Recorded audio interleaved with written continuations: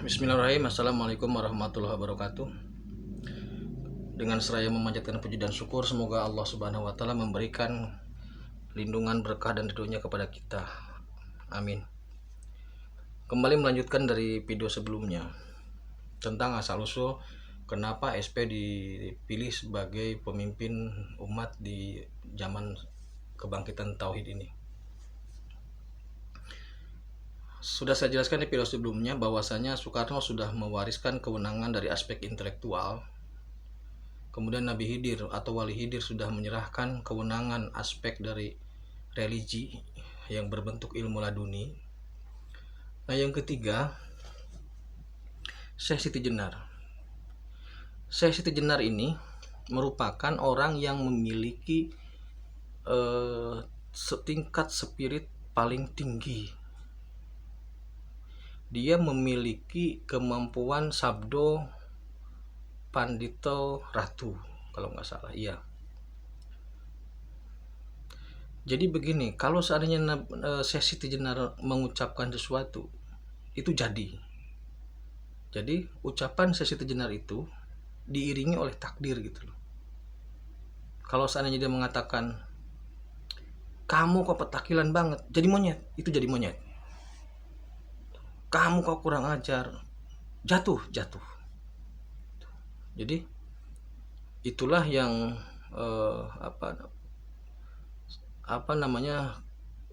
anugerah yang dimiliki oleh Syekh Siti Jenar. Nah, kenapa Syekh Siti Jenar ada kontroversi pada saat zaman kewalian dulu? Jadi sederhananya beginilah. Syekh Siti Jenar itu sudah bisa menembus, sudah bisa memahami tentang ketauhidan, itu sudah sangat dalam gitu loh. Kemudian datang Islam yang dia melihat bahwasanya ajaran Islam yang datang pada saat itu hanyalah kulitnya saja gitu loh. Jadi dia mengabaikan itu.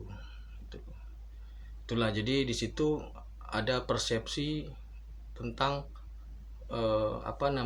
ketauhidan versi Syekh Siti Jenar.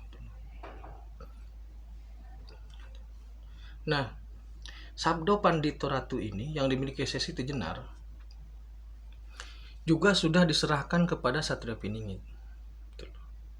Sabdo panditonya sudah diserahkan ke Satria Piningit, tentu dengan melalui berbagai tes. Nah, karena karakteristik sabdo pandito ratu itu seucap nyata, maka SP pun diberi kewenangan seperti itu.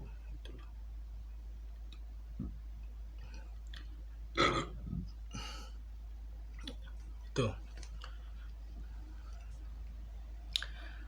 Nah, selama ini Syekh Siti Jenar itu menjadi rujukan, menjadi semacam kiblat bagi para dukun.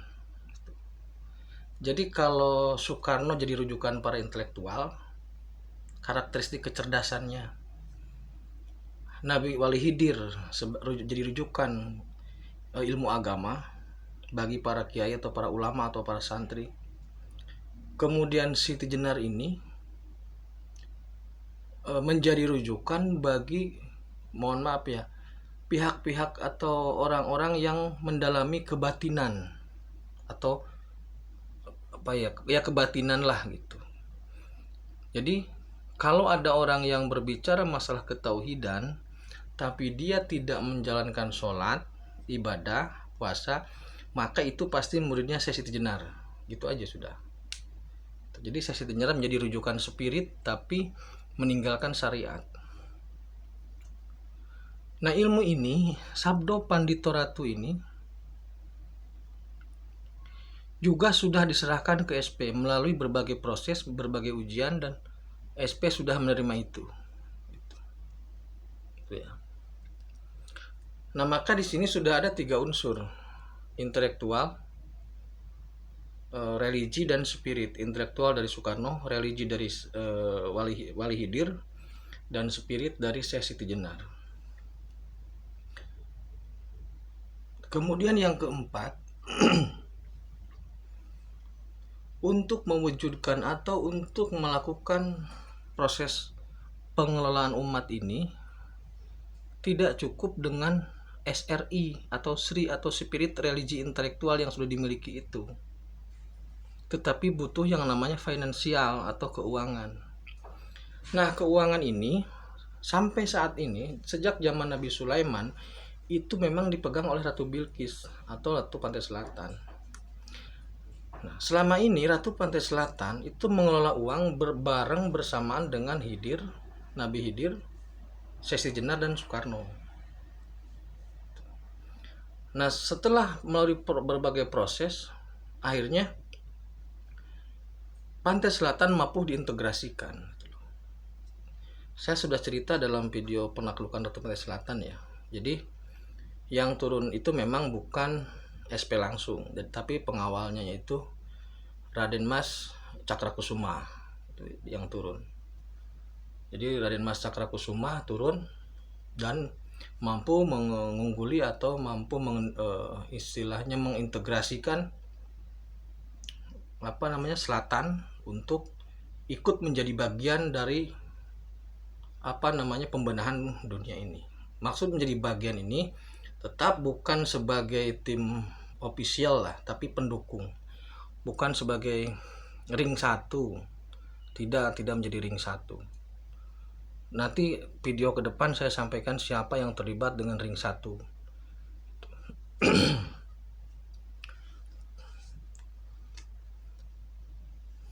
Nah, jadi selatan juga sudah ditaklukkan, bukan taklukkan bahasa terlalu kasar ya. Udah taklukan dah, nggak apa-apa dah. Udah selesai dikendalikan, diintegrasikan, dan sudah insya Allah siap membantu untuk menyalurkan finansialnya. Karena dimanapun yang namanya finansial itu idealnya dipegang oleh perempuan.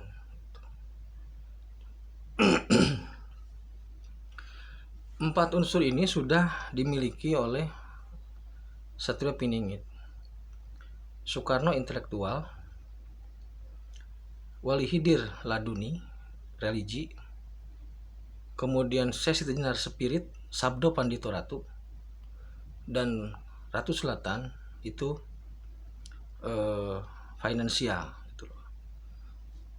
Nah, maka saya menghimbau kepada teman-teman semua saudara, mulai di zaman ini sudah stop, tidak perlu lagi mencari pesugihan ke selatan ya. Sudah stop, berhenti mencari kesaktian ke selatan, sudah stop. Karena ke depan pola hidup tidak seperti itu. Kita pola hidup ke depan adalah menegakkan agama tauhid, beriman dan beramal soleh.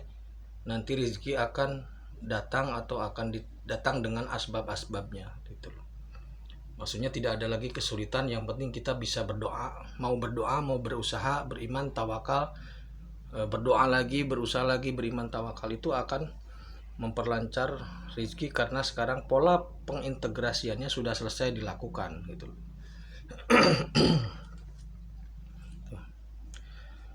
Nah, di sini gambarannya sudah semakin jelas ya, kenapa SPF bisa memimpin Nusantara maupun dunia. Saya pikir sudah cukup jelas ya. 4 tokoh ini sudah menyerahkan wewenangnya untuk dijadikan sebagai perangkat dalam menegakkan agama tauhid, memperbaiki dunia sehingga menjadikan dunia seperti surga. Itu. Nah, nanti insya Allah video ke depan saya akan mengupas siapa sebenarnya tokoh-tokoh di balik tim dari SP ini. Bukan saya, bukan, ada tokoh-tokoh besar, termasuk nanti saya akan mengupas tentang Prabu Siliwangi, Gajah Mada gitu loh. Banyak sekali yang nanti di mana posisinya gitu loh, ring berapa dia terlibat, itu nanti akan insya Allah akan saya bahas. Begitu untuk sementara, mudah-mudahan ada hikmahnya ya. Walaupun seperti cerpen atau seperti imajinasi, karena sekali lagi sudah saya sampaikan, jika ini dibuka semakin gamblang, maka makin jeglek gitu loh dengan pemahaman kita selama ini tentang SP. Karena bayangan kita selama ini SP adalah masih muda, ya nggak mungkin. SP itu di atas 50 pasti. Pasti di atas 50 tahun. Terus SP inilah setengah dewa, bukan. SP itu manusia biasa. Rokoknya aja kalau nggak, ya rokoknya kretek lah rokoknya itu. Kopinya hitam, rokoknya kretek, kayak gitu-gitu aja biasa lah. Tuh, setengah dewa, mana ada dewa ngerokok kretek? Nggak ada. Tuh. Kemudian dia rajin beribadah, dia taat dan dia soleh.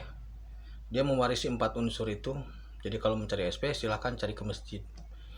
Mari kita terus meningkatkan tauhid, beriman dan beramal soleh. Semoga di zaman kebangkitan tauhid ini kita bisa menjadi manusia yang baik, sehingga Allah memberikan anugerah kepada kita selamat di dunia, bahagia di dunia, dan juga bahagia di akhirat.